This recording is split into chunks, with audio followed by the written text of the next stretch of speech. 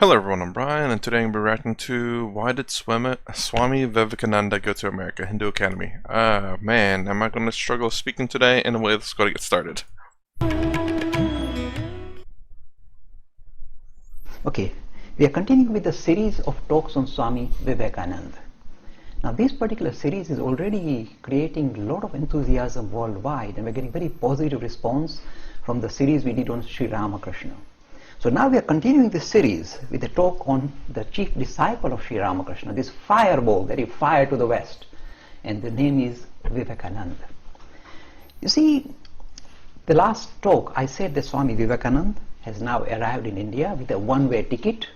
This is how his disciples trusted him, that he'll do well in West, and they'll buy him a return ticket sooner or later. This is how the poor man was sent off to America. And the struggles he had no credentials until the professor of Harvard University gave him the highest credentials. Here is a man more learned than all the professors of Harvard put together, says a Harvard professor. Just imagine the dynamism of this man. He was able to influence one person by just 1 hour talk to give such credential, that here is a person more learned than all our professors put together. See the comprehensive understanding and depth of understanding of Swami Vivekananda and how he can impress audiences. So now he's entered the Parliament religion. Before I continue with the story, let me tell you the motivation of this Vivekananda for going to the West. You may be surprised. You may think, here is a godman of India, modern India.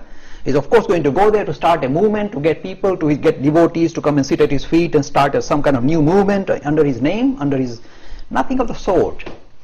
The reason why Vivekananda was driven to go to the West was not spirituality. He didn't want to say, oh, I'm going to talk spirituality. He said very bluntly, the reason why I went to the West is to find, if you like, get some bread for my people.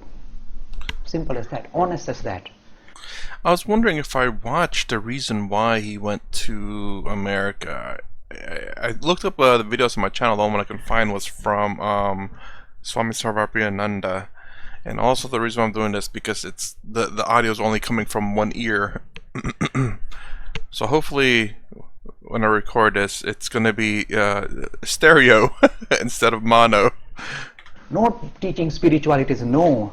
I want to do something for my poor people who are struggling, who don't have a piece of bread to eat. For us to talk of metaphysics and philosophy and religion when they are starving, when they can't get a clean drink of water, is like slapping somebody on the face. We will not do that.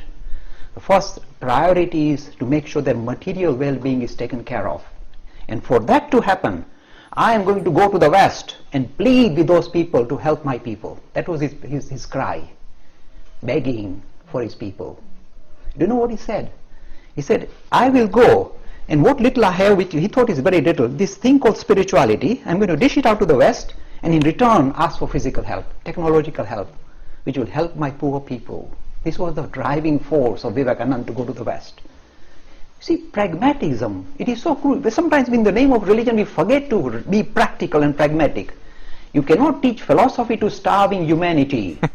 You must take care of the material needs first before you talk of higher ideas or higher ideals. And that you must stop, you must recognize. And this person went for that. He would have sold his soul if that would have helped India. That is what he went to do. And this is thing that I kind of look at, how I look at things in terms of Advaita Vedanta and all of that. It's the sheer fact that, and the reason why I say this world, this reality is real. You know, the three realities, at least that I know of: the subjective, the objective, and the absolute. In Advaita Vedanta, they talk about how the absolute reality is the only reality, and the other two is Maya in a sense. But again, Swami Vivekananda here goes along the lines of the objective, well, the objective reality. Subjective is just our own personal reality, how we see the world personally. Objective reality is how collectively we see the world. So, for example, see a pen here. Clearly it's a pen. Unless you don't know what don't know what a pen is, outside of that, generally speaking, we understand that that is a pen. Whereas I could subjectively say that this is a brown pen, but that could be because of my own personal influences from the world around me. Then the absolute reality, which is the way I looked at Brahm Is it Brahman or Brahma?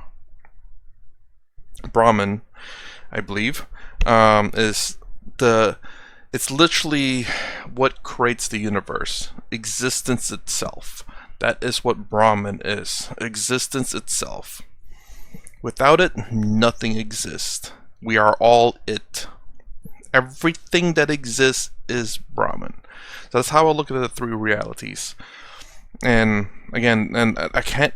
Even though, I know some people in the comments have said that they don't deny this reality, which is the one I don't want to even say it's an illusion, just because people there are just some crazy people out there, and I don't want to provoke, I guess, those kind of people. And what I mean by that is I don't want to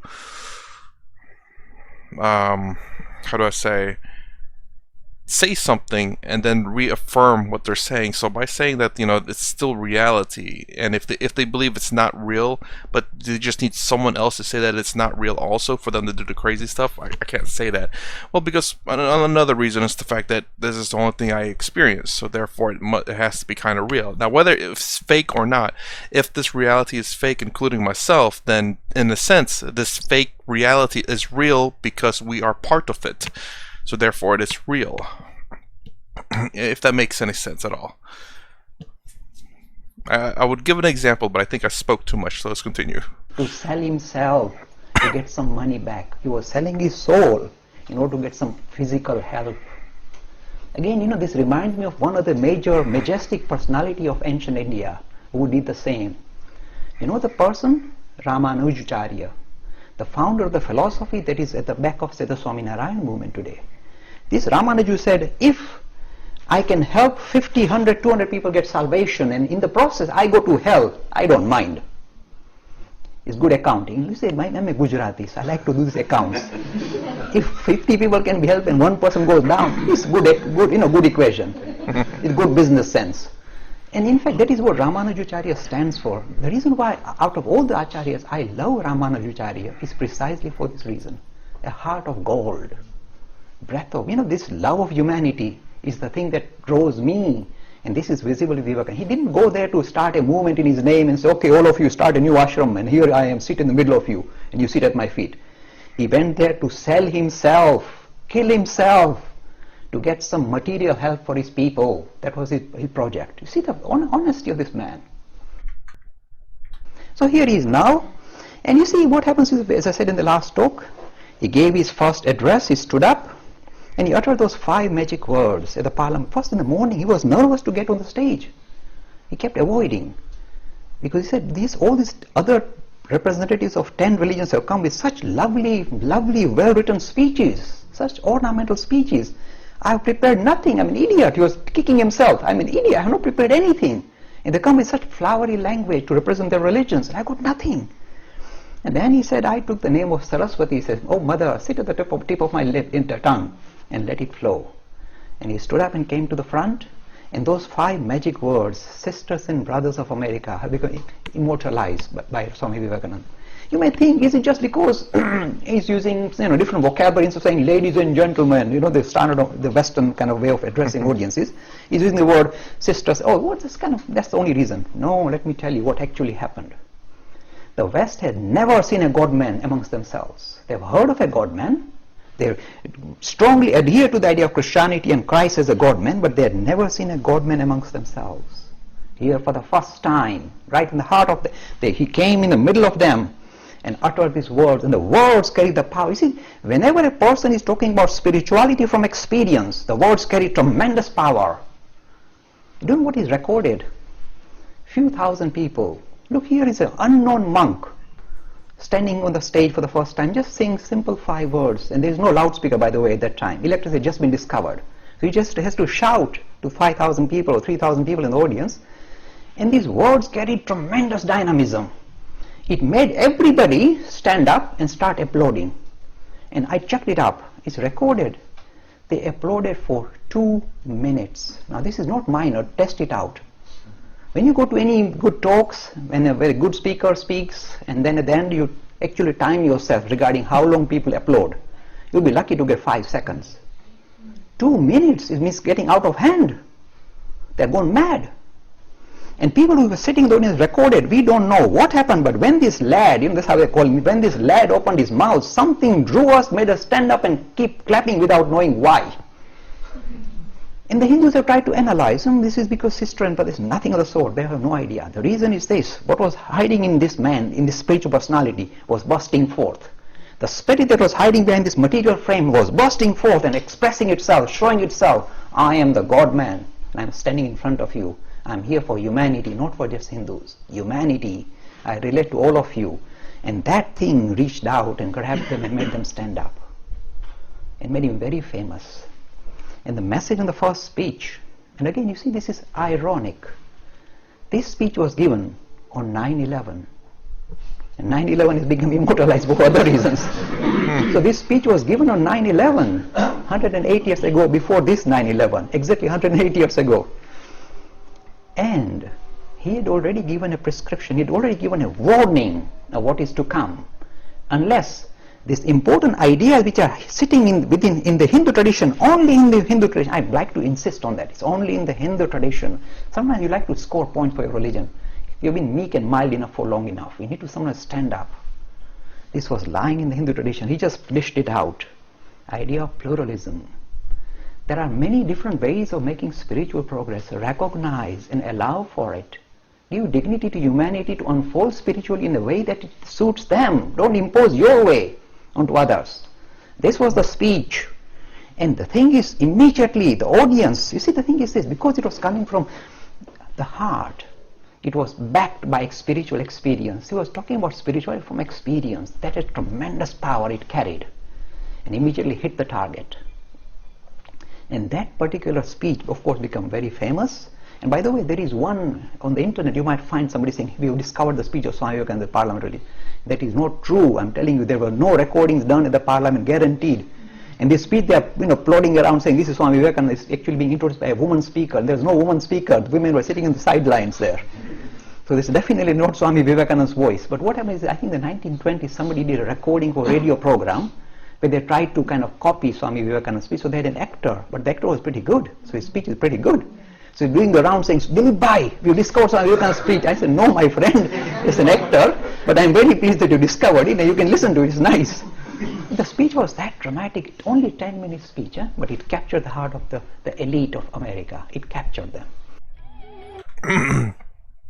I don't remember if he was successful in his mission or not in terms of bringing food to his people. Let me know if you know. I'm trying to remember from the old one, but from the things that I remember were just from Swami Sarvapriyananda's video. But I guess if it's on there, I don't remember it. If it's not, then let me know if he was successful in his mission.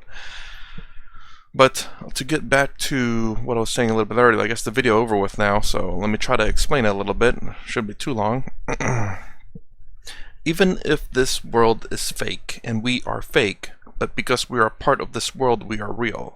Hopefully, I'm thinking this through as I'm speaking, so hopefully I don't make myself look like a fool. But because we are part of this fake world, it is real to us. So the world is fake, we are fake, therefore double fake makes true. Double negative makes positive.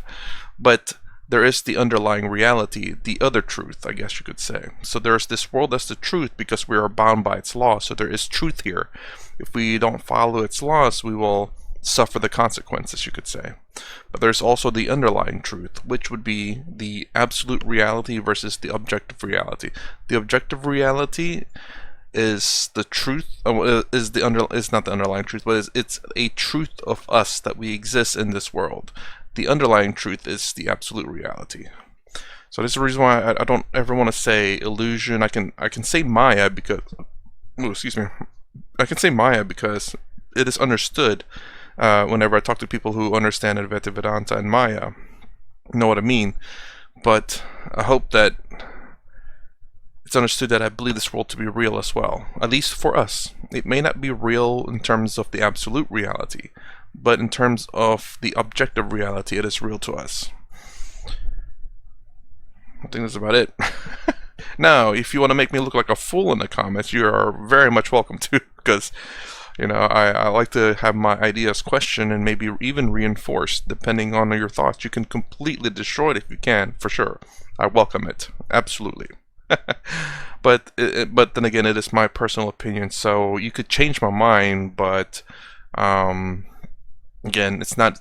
I'm not sitting there stating that this is fact. What I say is fact. Nothing can change it. No, just because again, this is the world that I experience. Therefore, it is real.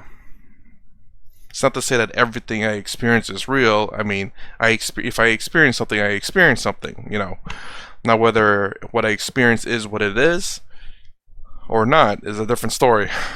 So anyways, that's my reaction to why did Swamii Vivekananda go to America. Let me know if he actually succeeded in his venture, because I believe Swami Sarvarpananda said that he went to England first. He went to Europe, I think, and then to America.